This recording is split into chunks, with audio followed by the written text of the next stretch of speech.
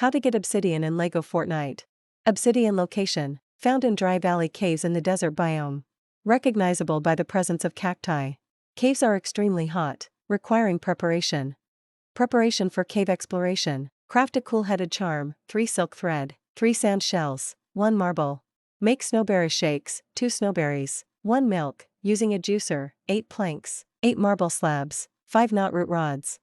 Mining obsidian. Look for shiny black deposits inside the caves.